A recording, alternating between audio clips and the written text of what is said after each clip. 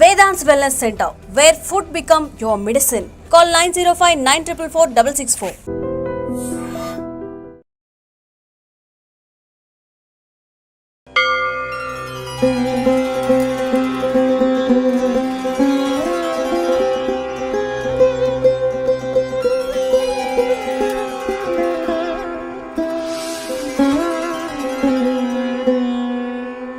పరమాత్మకు జీవాత్మకు బంధం సంధానమైన ప్రణవనాదం.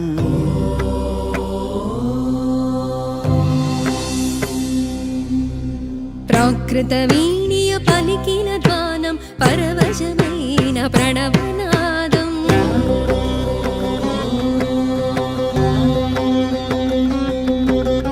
అకార ఉకార మకారముల సమ్మేళనమై ఓంకారం.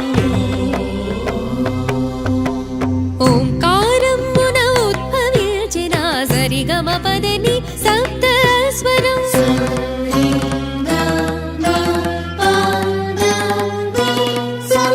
స్వరలహరులలో సాకారం సప్తమాతృకల అవతారం.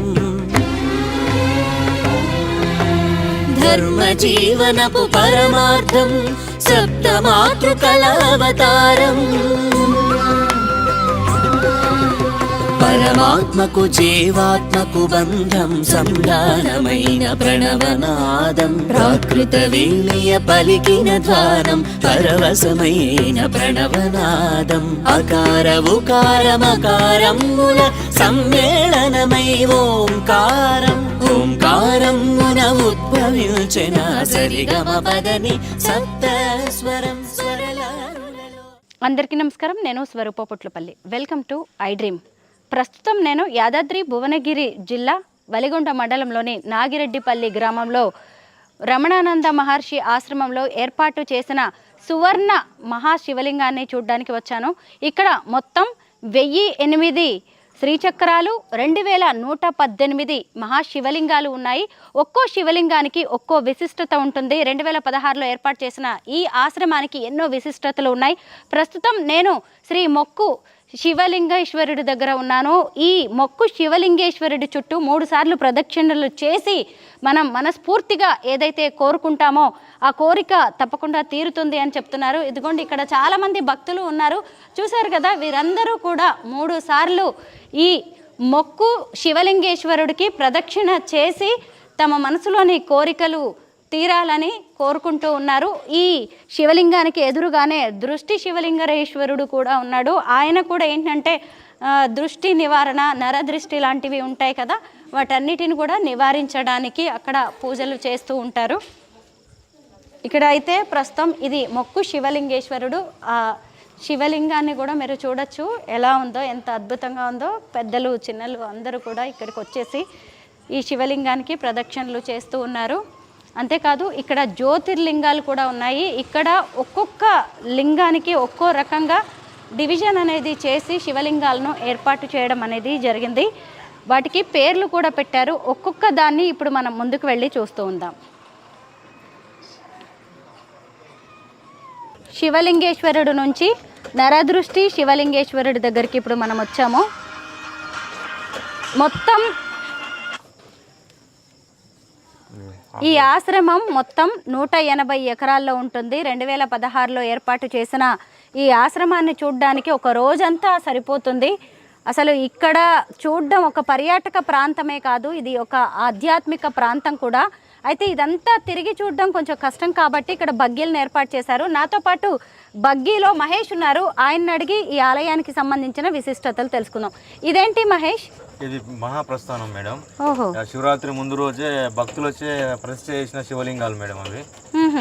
తర్వాతకి ఎదురుగా ఉండొచ్చి మన మహాప్రస్థానం అది. అందులో 105 శివలింగాలు, 72 శ్రీచక్రాలు ఉంటాయి మేడం. ఆ ఎదురుగా ఉన్నది శ్రీ రమణేశ్వర శివలింగం మేడం. 23 అడుగులు ఉంటుంది మేడం. ఒక్క శివలింగమే 23 అడుగులు ఉంటుందా మేడం? అదేవిధంగా కింద ఉన్న శివలింగానికి చుట్టూ మొత్తం ఒక లింగానికి 1000 లింగాలు ఉంటాయి మేడం. అంటే ఒక్క లింగం చుట్టూ 1000 లింగాలు ఉంటాయి. ఎక్కడది? ఆ బ్యాక్ సైడ్ మేడం. 23 అడుగుల లింగం చుట్టూ, ఒక్క లింగం చుట్టూ 23 అడుగులు. మేడం పార్వతి పరమేశ్వరి అమ్మవారు సాయిబాబా విగ్రహం ఉంది చూడు మేడం. 105 శివలింగాలు, 72 శ్రీచక్రాలు మేడం ఈ సన్నిధానంలో. ఓహోహో.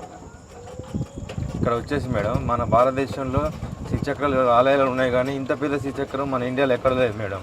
ఇక్కడ వచ్చేసి పంచలోహాలతో చేసిన 9 అడుగుల శ్రీచక్రం మేడం ఇది. అలాగా. ఈ రమణేశ్వరంలో విశిష్టం మేడం ఇది. పంచలోహాలతో తయారు చేసిన శ్రీచక్రం ఇక్కడ ఉంది. మన భారతదేశంలో మరెక్కడా లేని శ్రీచక్రం ఇక్కడ ఉందని చెబుతూ ఉన్నారు. మేము వచ్చేసరికి రాత్రి అయిపోయింది. సరే, వీలైనంతగా ఈ మొత్తం ఈ ఆశ్రమాన్ని కవర్ చేద్దామని మీకు చూపించే ప్రయత్నం చేస్తున్నాం. ఇదేనా అండి? అవును మేడం, శ్రీచక్రం. శ్రీచక్రం మేడం 9 అడుగులు ఉంటుంది మేడం. వెళ్ళొచ్చా మనం లోపలికి? పోవచ్చు మేడం, దగ్గరికి పోవచ్చు మేడం, పోవచ్చు మేడం. అక్కడ దాకా వెళ్ళి చూడొచ్చంట. చూడొచ్చు మేడం. ఒకసారి వెళ్దామా మహేష్? వెళ్దాం మేడం. పంచలోహాలతో చేసిన శ్రీచక్రం మేడం. ఈ రమణేశ్వర శివశక్తి పీఠంలో ఇది చాలా ప్రత్యేకమైన యంత్రం మేడం. ఈ యంత్రం వచ్చేసి అమ్మవారి యంత్రం. ఇది చాలా బాగున్నది మేడం, చాలా పవర్ఫుల్ మేడం.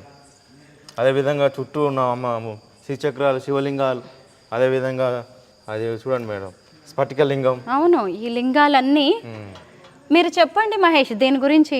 ఇంకా ఇక్కడ శివలింగాలు ఉన్నాయి, శ్రీచక్రాలు ఉన్నాయి. ఏంటి వీటి విశిష్టత? కలిపి మరి ఇక్కడ ఏర్పాటు చేశారు మేడం. అమ్మవారి యంత్రం శ్రీచక్రం మేడం, పంచలోహాలతో చేస్తారు. ముఖ్యంగా అంటే చాలా పవర్ఫుల్ మేడం. ఇది ఏదున్నా కానీ వ్యాపారం అభివృద్ధి అవ్వడానికి కానీ, ధనప్రాప్తికి కానీ, అదేవిధంగా ఇప్పుడు మనకి ఏమైనా కోరికలు ఉన్నా మనకు అన్ని విధాలుగా మనం కుంకుమార్చన చేస్తారు మేడం. చాలా పవర్ఫుల్. అన్ని విధాలుగా మనకు వ్యాపారం కానీ, ఆరోగ్యం కానీ, డబ్బు కానీ, ఇంట్లో ఏదైనా సరే కానీ అనుకూలంగా మంచిగా చేస్తే కుంకుమార్చన చేస్తే అన్ని విధాలు బాగుంటుంది మేడం. అంటే మరి ఒక్క శ్రీచక్రం ఏర్పాటు చేస్తే సరిపోతుందిగా, ఇన్ని శ్రీచక్రాలు ఎందుకు మహేష్? భక్తుల ఒక కోరిక మేరకు మేడం, వాళ్ళ భక్తుల కోరిక మేరకు గురూజీ ఇన్ని శ్రీచక్రం ఏర్పాటు చేయడం జరిగింది మేడం. ఇవన్నీ భక్తులతో గురూజీ దగ్గరుండి ప్రసిద్ధి చేయడం జరిగింది మేడం. రమణానంద మహర్షి ఆశ్రమంలోనే ఉన్నాము. ఆయనే దగ్గరుండి వీటన్నిటిని ఏర్పాటు చేశారు. ఇక్కడ ఉన్న పెద్ద పెద్ద విగ్రహాలు చూడండి. అసలు పంచలోహాలతో చేసిన శివుని విగ్రహాలు మేడం. అమ్మవారు ఒకవైపు శివుడు, ఇంకొక వైపు అమ్మవారు, ఇలా నలుదిక్కుల్లో ఉన్నారు. మధ్యలో శ్రీచక్రం ఉంది. ఇది పంచలోహాలతో ఏర్పాటు చేసిన, తయారు చేసిన శ్రీచక్రం.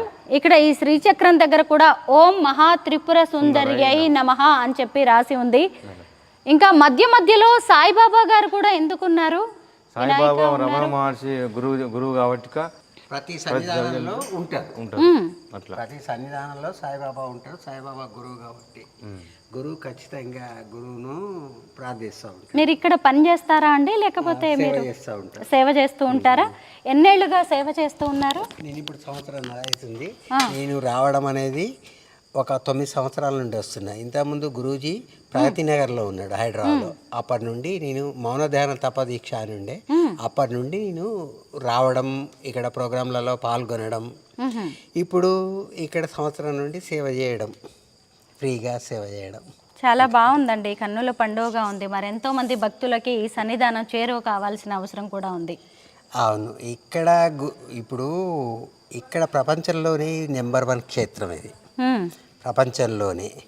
ఎందుకు అంటే ఇక్కడ ఉన్నటువంటి దశమహావిద్యలు, దశమహాదేవతలు, దశభైరవులు, అష్టమాతృకలు, అష్టభైరవులు అన్నారు ఎక్కడా లేరు.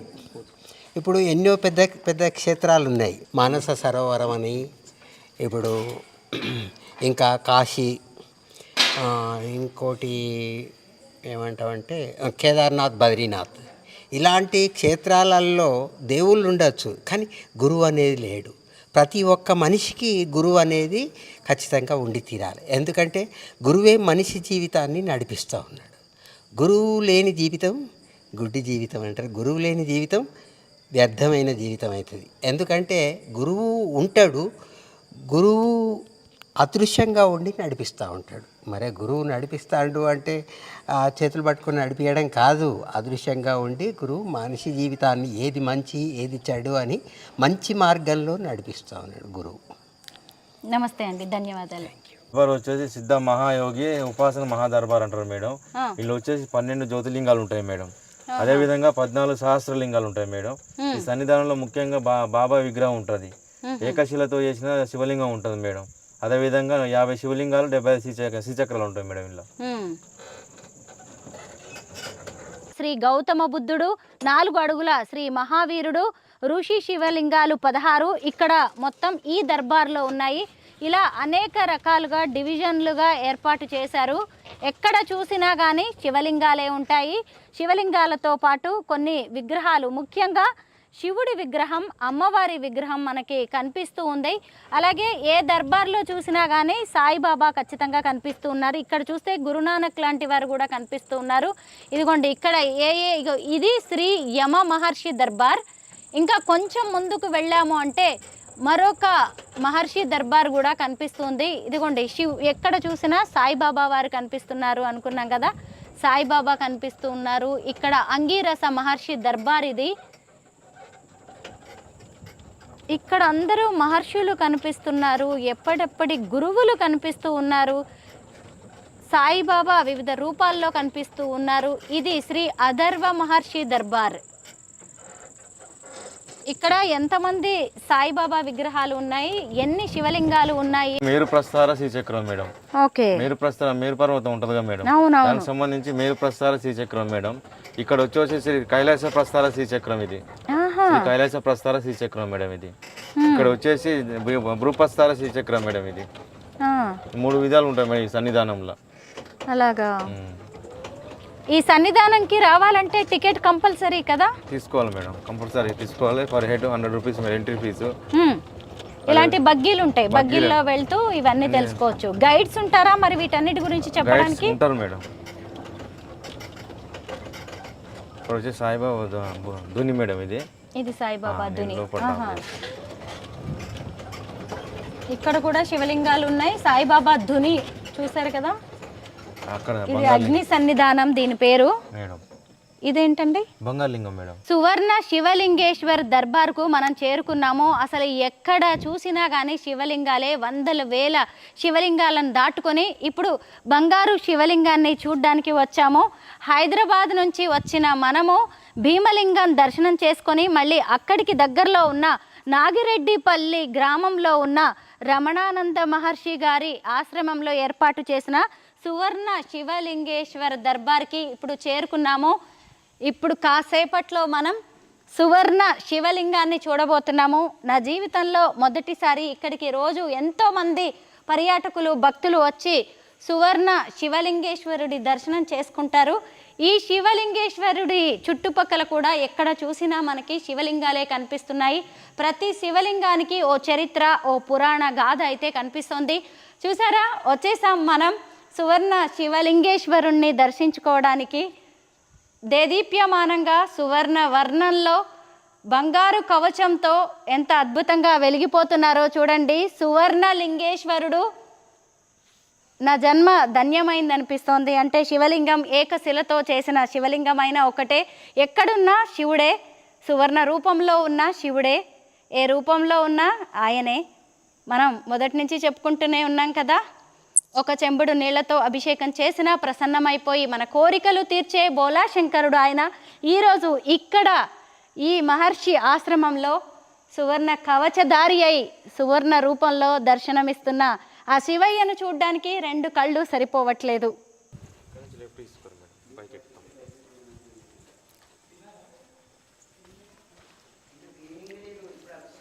ఒక్కో శిలతో చెక్కినట్టుగా కనిపిస్తూ ఉన్నాయి. ఇటు చూసినా శివలింగాలే, అటు చూసినా శివలింగాలే, ఎటు చూసినా శివుడే. నమస్తే అండి. నమస్కారం మేడం గారు. మీ పేరు? నా పేరు బందయ్యదేవి మేడం. ఈ సువర్ణ శివలింగాన్ని ఈ మహర్షి ఆశ్రమంలో 2017లో ఏర్పాటు చేశారు. చాలా కాలంగా ఈ సువర్ణ శివలింగేశ్వరుడికి అర్చన, పూజ చేస్తున్న పూజారి గారు ఇక్కడ ఉన్నారు. ఆయనతో మాట్లాడదాం. నమస్తే పూజారి గారు. నమస్కారం అమ్మా. ఎప్పటి నుంచి మీరు ఆయనకి పూజలు చేస్తూ ఉన్నారు? స్వామివారు మాకు ఇక్కడ దేవుగా వచ్చి ఇక్కడ అభిషేకాలకు నిర్వహించమని చెప్పారు. అంత గురుగారి ఆధ్వర్యంలో జరుగుతుందమ్మా. సువర్ణ శివలింగేశ్వరుడి విశిష్టత ఏంటి అమ్మ? సువర్ణ శివలింగేశ్వర విశిష్టత అంటే అమ్మా, సిద్ధ మహాపురుషులైన జగద్గురువులు సిద్ధగురు శ్రీ రమణానంద మహర్షి వారు పరమ గురువులైన సాయిబాబా పేరు పైన ఈ సువర్ణ శివలింగేశ్వరుని దసరా విజయదశమి రోజున ఏర్పాటు చేశారమ్మా. ప్రపంచంలో ఉన్న అనేక మంది ఆర్థిక సమస్యలు తొలగడానికి, వాళ్ళ అనారోగ్యాలను నిర్మూలించడానికి, దేశానికి పట్టిన చీడ పేడ ఉపద్రవాలు వాటిని నివారించడానికి ఈ భూమండలం మీద ఒక సువర్ణలింగేశ్వరుడు ఉంటే అన్ని రకాలుగా శుభ సూచకాలు కలుగుతాయట.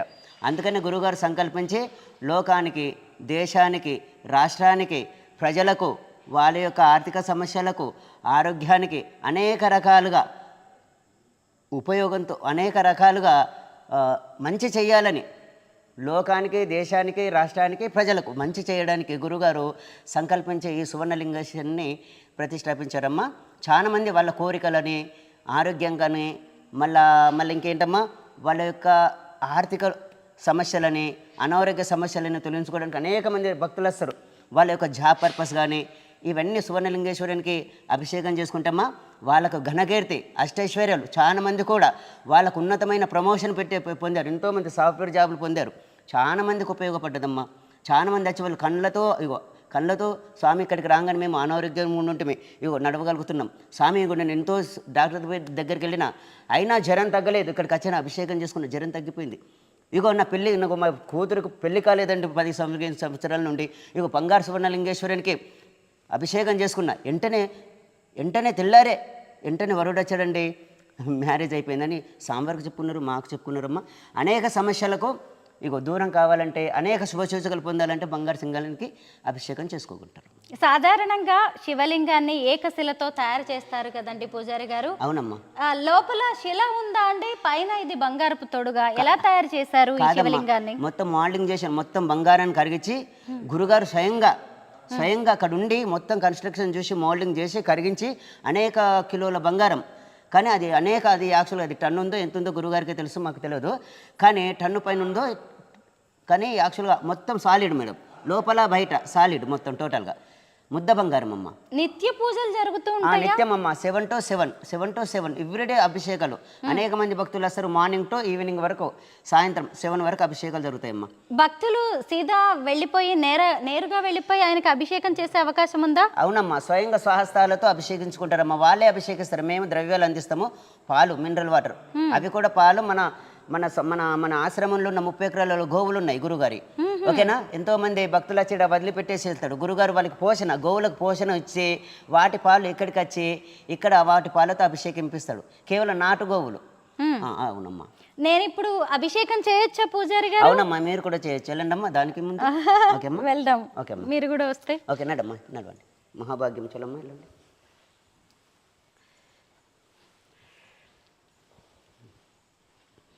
రండిమ్మా, ఇక్కడ కార్నర్ నిలబడండి. ఇక్కడ కిందికి దిగండి అమ్మా, అక్కడ దిగండి. ఓకే.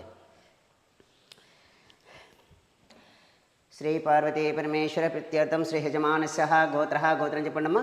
దేవర్షి గోత్రం. దేవర్షి పట్టుకోండమ్మా. దేవర్షి గోత్రోద్భవస్య పేరమ్మా మహాత్మా నామధేయస్య స్వరూప నామధేయస్య మోక్ష శ్రీకృతి నామధేయస్య నిర్మయ మాధ్య నామధేయస్య సకుటుంబస్య ధర్మార్థకామమోక్షఫల సిద్ధ్యార్థం సుసన్నర శివలింగేశ్వర క్షీరజలభిషేకం కరిస్తే. ఓం నమ శివాయ అనుకుంటే అభిషేకం. ఓం నమ శివాయ, ఓం నమ శివాయ.